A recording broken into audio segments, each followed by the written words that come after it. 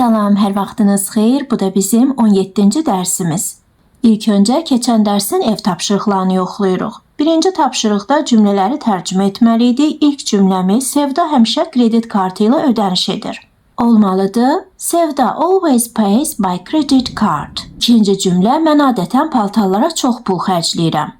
Olur. I usually spend a lot of money on clothes. Üçüncü cümlə o valideynlərinə tez-tez baş çəkir. Əgər mübtədamız kişi cinsindədirsə olur. He often visits his parents. Yox, əgər qadın cinsindədirsə she often visits her parents. Dördüncü cümlə o nadir hallarda kivi yeyir. Bir deyə bilərik he rarely reads a kiwi və yaxud da he hardly ever eats a kiwi. Sadəcə burada rarely dedikdə ancaq nadir hallarda başa düşürük, amma hardly ever desək çox nadir hallarda olur. Yəni demək olar ki, heç vaxt. Və bir də biz bilirik ki, yemək sözünü eat yox, have olaraq da işlətmək olar. Sadəcə mübtədamız he olanda biz artıq have yox, has deyirik. Yəni bu cümləni he really has a kiwi və yaxud da he hardly ever has a kiwi deyə bilərik. Sonra 5-ci cümləmiz Nihat vergilərini həmişə vaxtında ödəyir. Olacaq. Nihat always pays his taxes on time. İkinci tapşırıqda isə cümlə qururuq və birdə verilmiş sözlərlə My sister always pays by card cümləsini, 2-dəki sözlərlə she hardly ever drinks orange juice, 3-dəki sözlərlə Zaur and I often go to the park together cümləsini qura bilərik. 4-də verilən sözlərdən isə biz mübtədanı Leyla olaraq götürsək, yəni birinci Leyla yazsaq, onda cümləmiz olur Leyla really has dinner with her friends. Amma desəz ki, yox, mübtəda Leyla yox, her friends olsun, yəni onun dostları, onda cümlə belə olur. Her friends really has dinner with Leyla. Amma bu cümlələrin yalnız biri düzdür. Bunu da bilmək üçün yadımıza salırıq ki, əgər şəxsimiz, mübtədamız she olsa, ondan sonra gələn to have feilini biz has olaraq işlədirik. Yəni, görürük Leyla bir nəfərdir, ona görə də ondan sonra have feilini has olaraq işlədirik. Amma mübtədamız her friends olsa, yəni onun dostları. Biz artıq burada görürük ki, şəxsimiz bir nəfər deyil, çoxdur.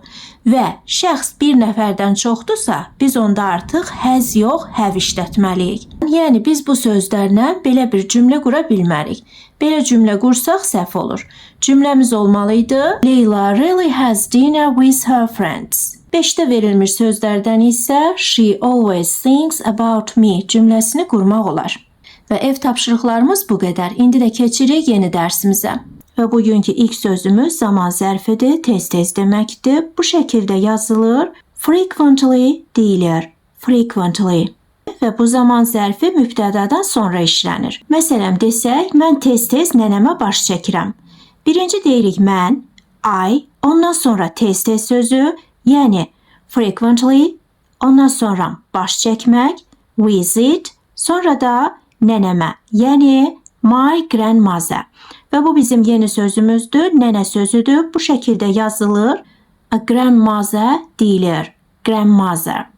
Və nənə sözü ingilis dilində həm də bu şəkildə yazılır. Grandma deyilir. Grandma. Belə yazılır. Granny deyilir. Granny. Belə yazılır. Gran deyilir. Gran. Belə yazılır. Nən deyilir. Nən. Yəni bu cümlədə siz nənə demək istədikdə bunlardan hansını istəsəz işlədə bilərsiniz. İndi isə nənəyə yox, babaya baş çəkirəm desək, yenə eyni şəkildə birinci deməliyik mən tez-tez baş çəkirəm, yəni I frequently visit, sonra da babama, yəni my grandfather. Burada da baba sözü bu şəkildə yazılır, grandfather deyilir, grandfather. Və baba sözü də ingilis dilində 4 cür olur. Biri az öncə dediyimiz kimi bu şəkildə yazılır, grandfather deyilir.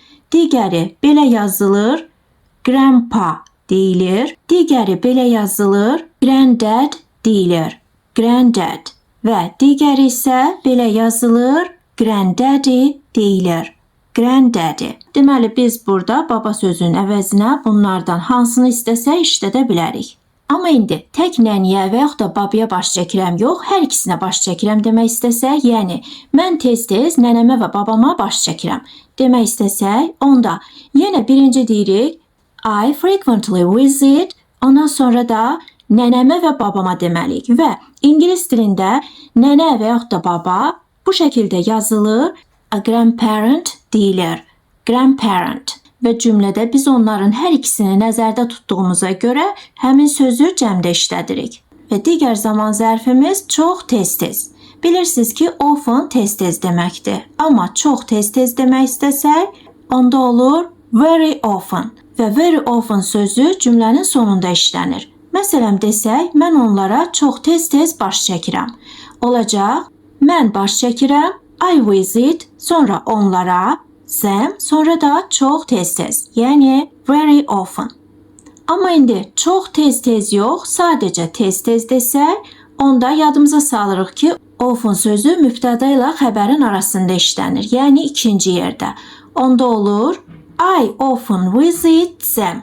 Və yaxud da biz burada tez-tez sözünü az öncə keçdiyimiz frequently sözü ilə əvəz edə bilərik. Yəni bu cümləni həm də I frequently visit them deyə bilərik. Digər zaman zərflərimizin isə hər ikisi bəzən deməkdir. Biri bu şəkildə yazılır, sometimes deyilir, sometimes.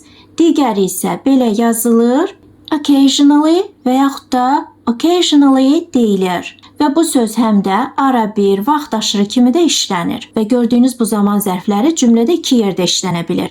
Ya cümlənin əvvəlində, ya da mübtədadan sonra, yəni mübtəda ilə xəbərin arasında. İndi məsələn desək, biz bəzən idman zalına gedirik.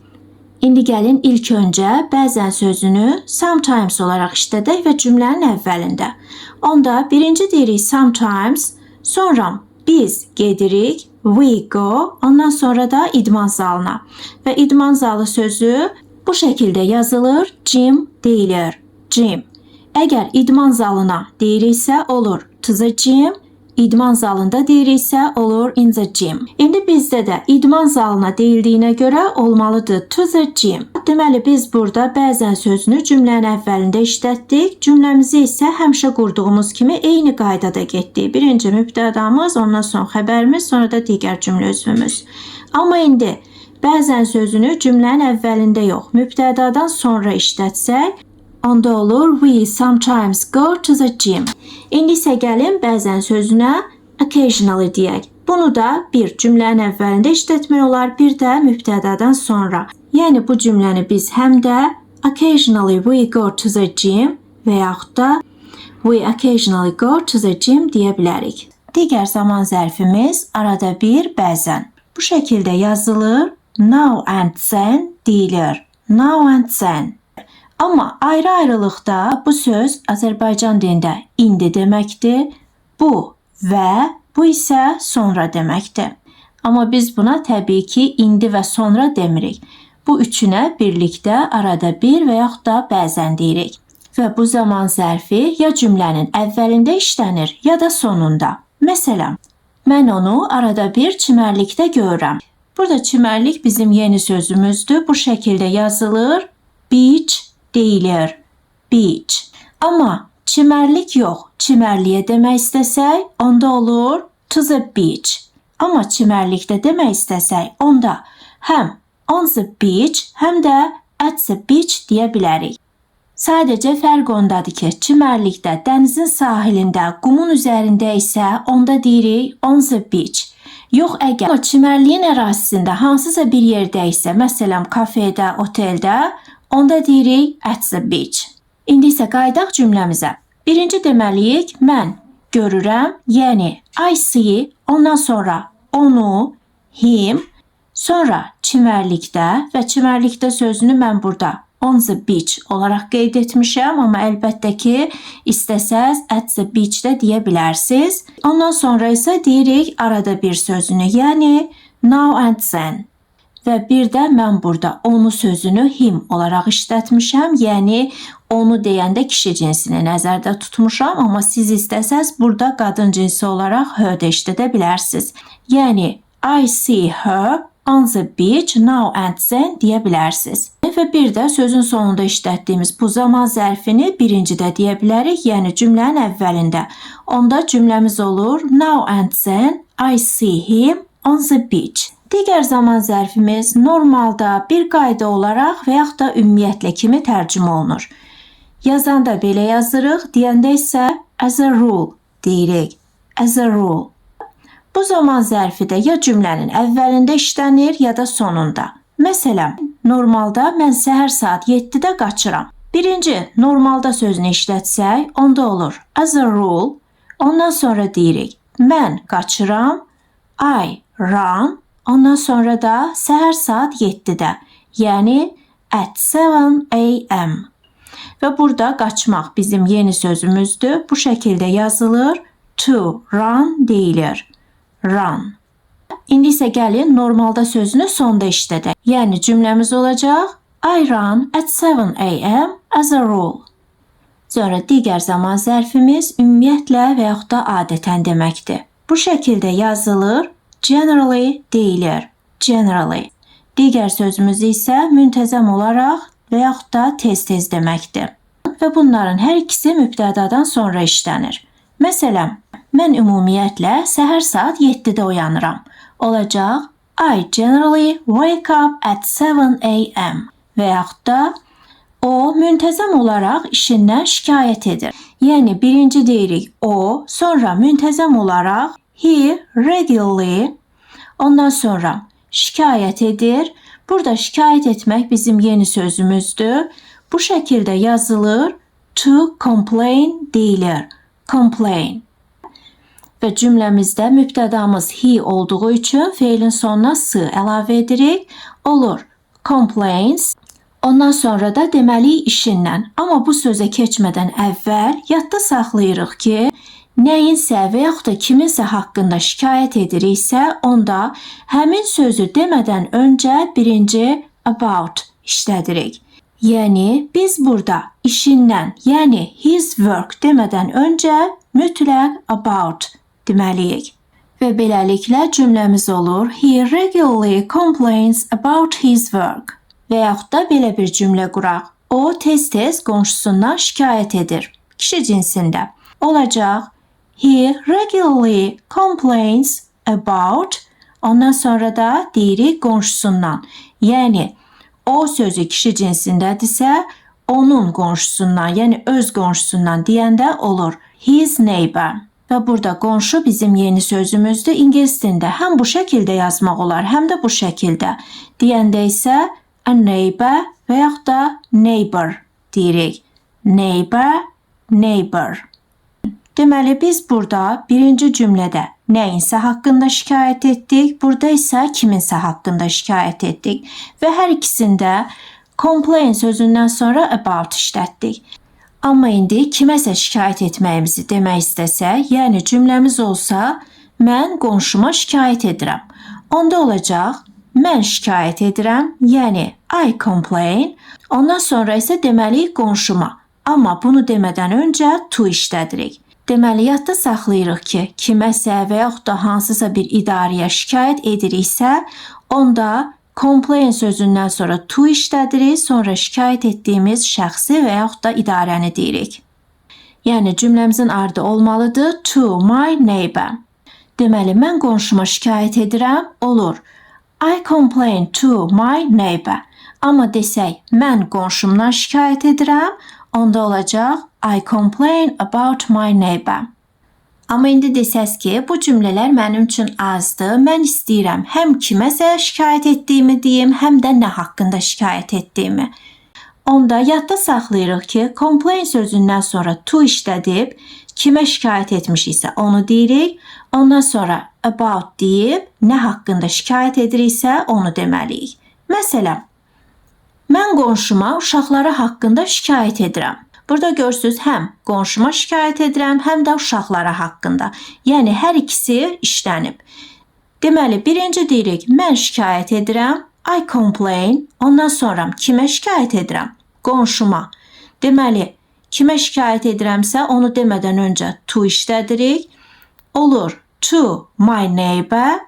Ondan sonra da nə haqqında? Uşaqları haqqında, düzdür? Deməli, olmalıdır about his children və yaxud da about her children. Yəni, şikayət etdiyimiz qonşu kişi cinsindədirsə, onda deməliyik his children. Yox, əgər qadın cinsindədirsə, olur her children. Və burada uşaqlar bizim yeni sözümüzdür. Bu şəkildə yazılır, children deyilir, children. Amma bir uşaq demək istəsək, bu şəkildə yazırıq, child deyirik, child. Digər zaman zərfimizdə arada bir bəzən deməkdir. Bu şəkildə yazılır, once in a while deyilir, once in a while. Və bu zaman zərfi də həm cümlənin əvvəlində işlənə bilər, həm də sonunda. Məsələn, biz arada bir fast food yeyirik. Ona deyirik, biz yeyirik, we eat və yaxud da we have. Ondan sonra fast food və yaxud da fast food. Sonra da arada bir, yəni once in a while. Və yaxud da bu zaman zərfini əvvəldə işlədirik, cümləmiz olur. Once in a while we eat fast food və yaxud da once in a while we have fast food. Və burada fast food və yaxud da fast food bu şəkildə yazılır. Sadəcə bu sözü həm fast, həm də fast olaraq tələffüz etmək olar.